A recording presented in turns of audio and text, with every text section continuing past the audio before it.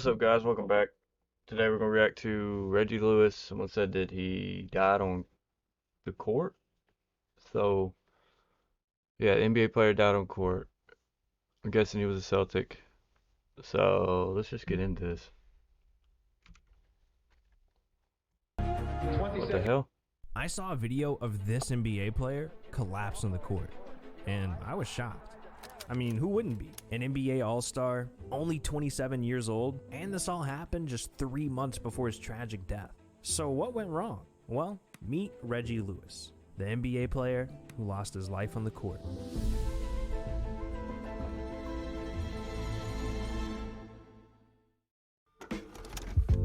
The story of how Reggie ended up lifeless on that court started at a young age. If it wasn't for his family, Reggie wouldn't have made it to the NBA in the first place. He grew up in the rough streets of Baltimore, a murder capital of the United States, in a single-parent home with his mama Peggy. She was the inspiration for him to make a way out, but not for the right reasons. Peggy was battling devastating addictions, and Reggie would catch her at home, getting high. This was a lot to deal with, but it motivated Reggie. He knew it was on his shoulders to find a way out. Thankfully, he found his life's passion in the only thing a kid could do in the projects of Baltimore: basketball. Reggie fell in love and dedicated his life to the game, making a name for himself as a kid, playing on local AAU teams. But when he made it to high school, his dreams were crushed. One of the most iconic true stories of all time is one about Michael Jordan, and how he wasn't good enough to make it on his high school basketball team. The greatest athlete of all time couldn't make it on a high school roster. And Reggie Lewis, the man that would go on to shut down Michael Jordan in the NBA, was also cut from his first high school team. This was devastating for the kid, and he could have given up right then and there, but he stayed focused on the ultimate goal: getting his family out of the projects and making it to the NBA. By the time Reggie was in his junior year, he thought he was too good to play for his high school team, and he decided to try out for Baltimore's prestigious high school, Dunbar High. And it was at Dunbar that history was made.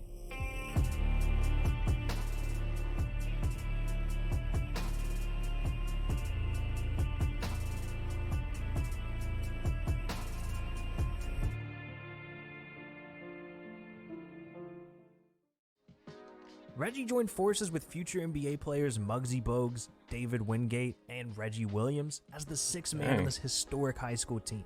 Think about that. This team had 4 future NBA players. The Dunbar Poets didn't lose a single game over the next 2 years. Even to this day, they're regarded as the greatest high school basketball team of all time. These guys were unstoppable, but even with— I have heard about Dunbar, but I didn't know. I've just heard the name a couple times, announcers maybe, I don't know. Maybe the video game, but never actually knew that Muggsy Bogues and all them played on there. It's crazy. It is the greatest high school basketball team of all time. These guys were unstoppable, but even with all of this historic success, it was hard for Reggie to celebrate, because every time he looked up into the stands, his mama Peggy was nowhere to be found. She was out somewhere else, battling her demons. And although his mother not being there— Dude, that's tough, man. You grow up living through something like that. It's hard to get out of it, It's hard to get away from something like that. That's pretty tough if you live in a family like that. I'm not knocking his family or nothing, but it's hard to do what he did and get out, but just play basketball, go to the NBA and stuff like that. It's very hard. Somewhere else, battling her demons. And although his mother not being there is truly heartbreaking, Reggie didn't give up hope. He continued to use her as motivation to change their lives. Following high school, Reggie had officially made a name for himself, and he had a full-ride scholarship to play over at Northeastern University in Boston, Massachusetts. And Reggie came in with a chip on his shoulder. He didn't get the same credit the other Dunbar boys got, because he was coming off the bench there. So now that he's at Northeastern, Reggie has a chance to play in the starting lineup. He knew this was the biggest moment of his life. This was his last chance to prove that he belonged in the NBA. Reggie came into college on fire, carrying Northeastern to the NCAA tournament in his first year. By his sophomore season, it was clear that this dude was an NBA star in the making.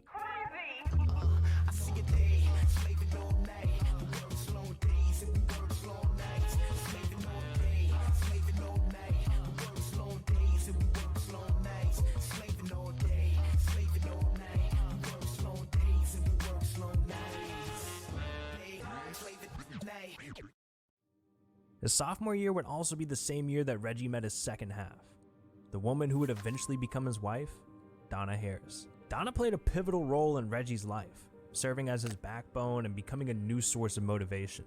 Reggie absolutely loved this woman, but the other woman in his life, his mama, Peggy, she couldn't stand Donna, and Donna couldn't stand her. From the very beginning, Peggy felt like Donna was there as an opportunist, trying to ride the wave of a future NBA player, while Donna was trying to convince Reggie to cut his mom off altogether, saying, once an addict, always an addict. She was worried that his mom would try to take advantage of him as he found success, and this became an internal battle for years to come. The two most important people in Reggie's life hated each other. But Reggie stayed focused. He spent 4 years total at Northeastern, scoring 2,708 points, shattering the previous record by over 600 points, setting a record that still stands to this day. He spent his entire life up to this point pushing and fighting for a chance to change his family's destiny. Now that he's out of college, Reggie finally has that chance. It's time for the NBA draft. Walking into an arena with thousands of other NBA hopefuls, there was only one thing that Reggie could do at this point. Take a seat, anxiously wait, hope for the best, pray that his name is the one that gets called. Kenny Smith, nice.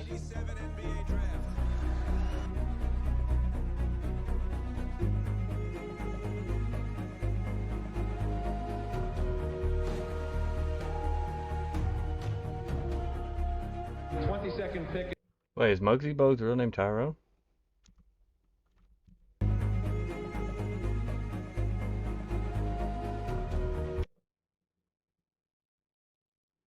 Is that Muggsy? Yeah. 22nd pick in the 1987 NBA draft, select Reggie Lewis of Northeastern. Our man Reggie did it. But in his eyes, we all did it. He wasn't doing this for himself. He was doing this for his family. That's the guy Reggie was. And that feeling resonated not just with his family, but throughout his community. Reggie was known throughout Boston as he played in Northeastern. But when he was drafted to the Celtics, he transcended, became a hometown superhero. When it comes to basketball, the Celtics were looking for a miracle. Their dynasty with Larry Bird, Kevin McHale, and Robert Parrish was aging and on the way out. And just a year before Reggie's draft, the Celtics suffered from a heart-wrenching tragedy when they drafted the league's next superstar, Len Bias, and he tragically died just a few days after the draft. Dang. Two people died. The entire city was crushed, and they needed a glimmer of hope. So the day Reggie Lewis was drafted... Can you imagine that? You work all your life to become an NBA star, get drafted, and then die. You finally made it and then die. That's a short life, man. They needed a glimmer of hope. So the day Reggie Lewis was drafted, he became Boston's hero. That same day, Reggie also signed a contract for $400,000. Yeah, that's probably not as much as you were expecting, but it was enough to do what Reggie always promised he would do. Get his mom out of the projects. Despite their difficult relationship, Reggie still felt it was his job to take care of her. So the very first thing he bought when he got paid was a house for his mom. Honestly. I would too. Now with his family taken care of, Reggie could finally focus on the NBA. Actually, Reggie's first year in the NBA was pretty slow. He only got to play about 8 minutes a game, but it was for a good reason. The Celtics still had legendary Hall of Fame players on their team, like Larry Bird and Kevin McHale. Those guys were aging, but they're still all-time greats. So the Celtics decided it'd be better to have Reggie come off the bench his rookie season, play 8 or so minutes a game, and soak up every bit of greatness he could from the legends while they were still around. And that's exactly what Reggie did. By Reggie's second season, he got his first chance to shine. Larry Bird went down with an injury. It was up to Reggie to take.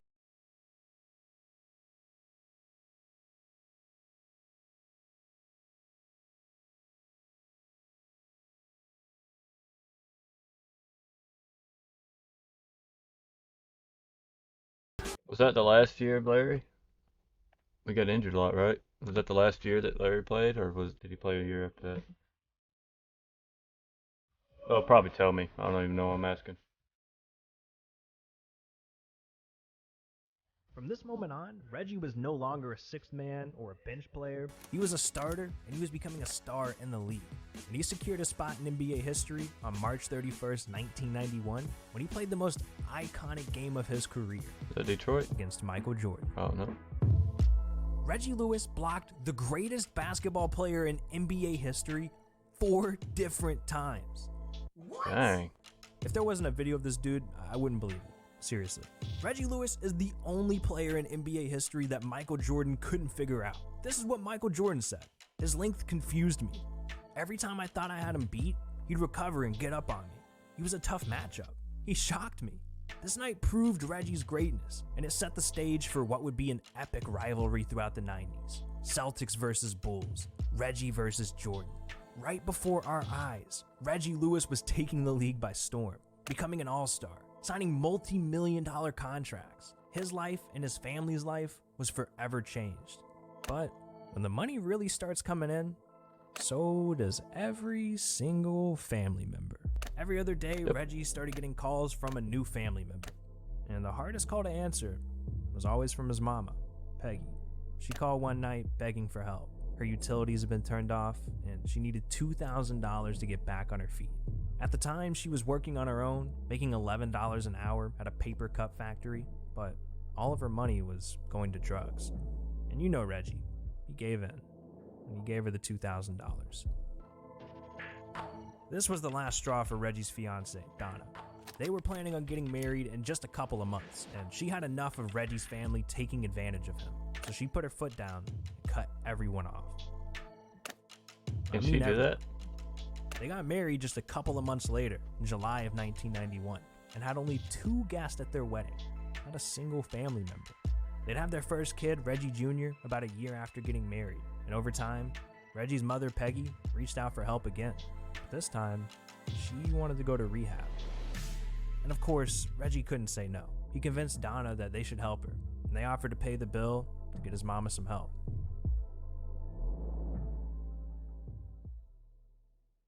While Reggie was dealing with all these personal issues, getting married, starting a family, he was still taking over the NBA. That's tough to do, dealing with all that stuff and keeping your mind on the game, because it's hard to get that out. I mean, like, when I played basketball in high school and even after high school, that was my, like, every time I played basketball was clearing my head, though. I do get that. But going through stuff like that's different, you know. When I was young, it was about a girl or something like that, you know.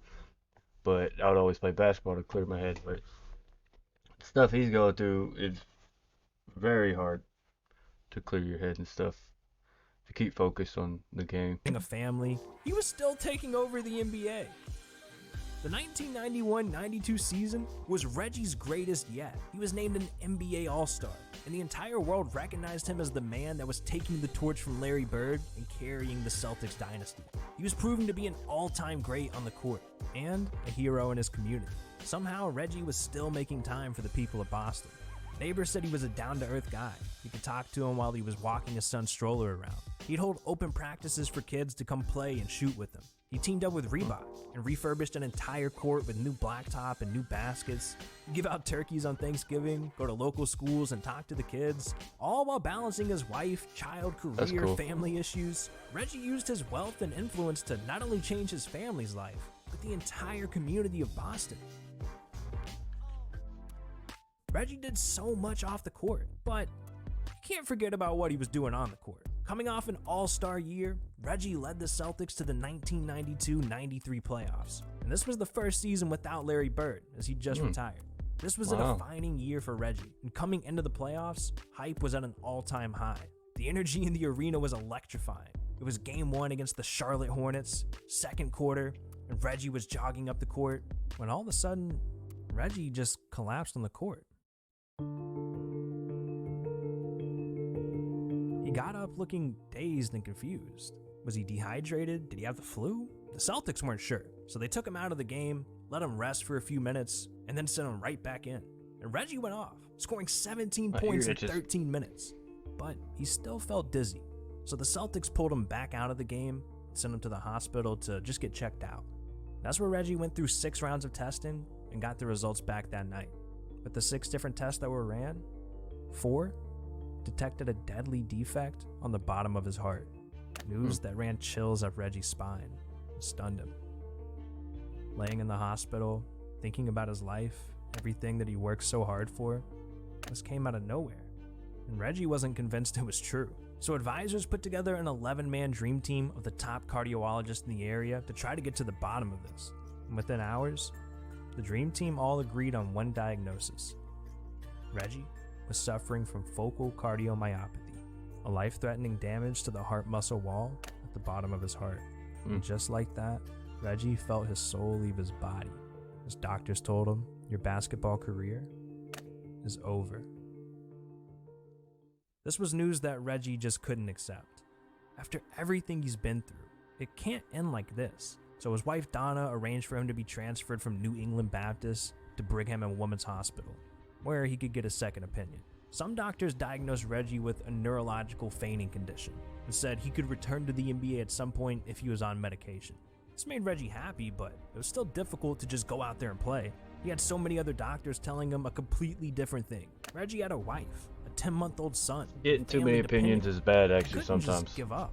And to make matters You don't know which one to believe. Reggie's mother, Peggy, was facing her own medical problem, a blockage of a major artery. With her health insurance running out, she needed money to make 3 $188 payments. So Peggy brought it up to Reggie while he was in the hospital, and he agreed to make the payments. But after a conversation with his wife, Reggie called back to say that she'd have to wait, crushing his mother and permanently damaging the relationship between Donna and Peggy. After a dream team of doctors and a second opinion, Reggie decided to go to Los Angeles and get a 3rd round of testing. A 4-man team went through the process, coming to the conclusion that he did have a fainting condition, but 3 of these 4 doctors also agreed that he had a heart defect as well and needed to be monitored before any physical activity or basketball return. What do you do if a bunch of doctors say you could die if you step on the court again, but some say you'll be okay? Do you take the safe approach and retire? Give up your dream, your career, It's a tough future one, of really. your family? Reggie's life was defined by basketball. Him and everyone around him depended on it. It wasn't long until he was spotted lightly working out, running on treadmills and weight training. Weeks went by, and the time finally came to give basketball a shot once again. Reggie decided to meet up with a few college buddies for some pickup games, and he wasn't reckless at all. By NBA standards, he was taking training easy.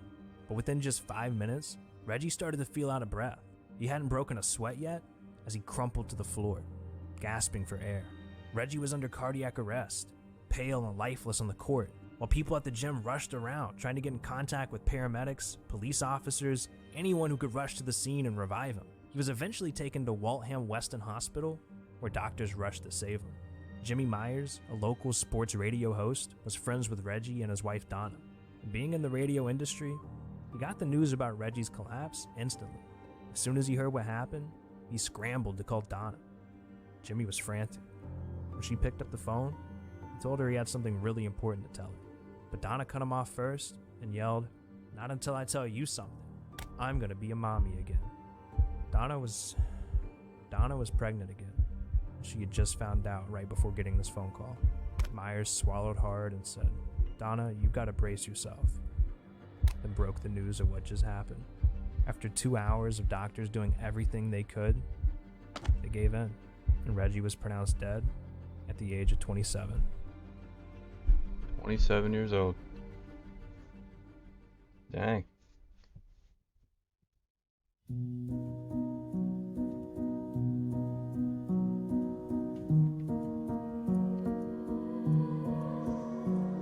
Following Reggie's death, there was constant speculation and legal issues.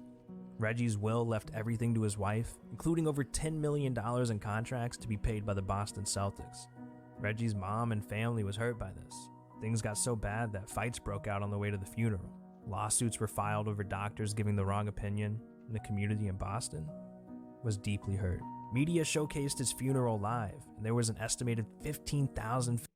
Did everyone just forget about him? Because I remember hearing about this.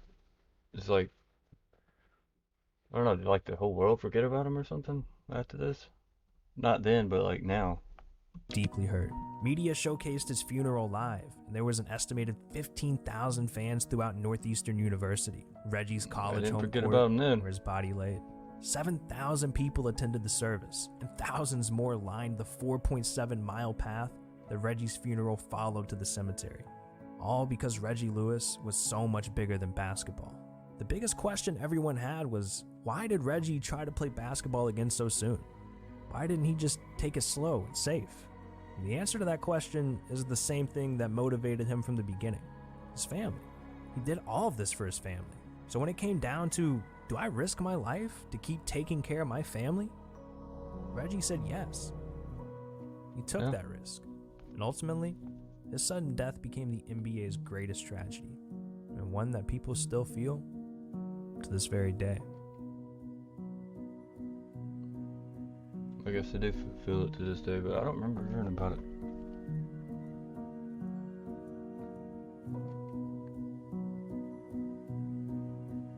I'm glad she started doing all that.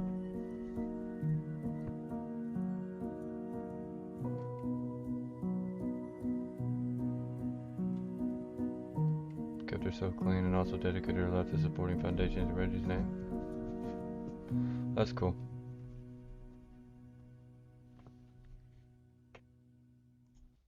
Well, that was tough to watch.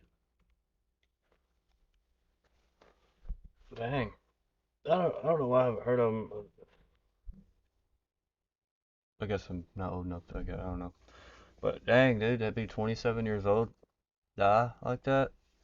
It's a hard decision too, 'cause you get multiple people telling you different things as doctors, and you want all the doctors to tell you one thing. That way you know for a fact that that's it. But to have them say other things, like he just fainted, he got good news, kind of, he thought. And so that he probably thinking about the good news most of the time that got him back into basketball, because he was like, well, there is pros and cons, and got to take care of your family and stuff like that.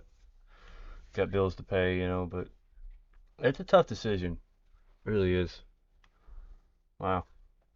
Anyway, like, subscribe, comment, notification, hit the notification bell, whatever. I'll see you guys later.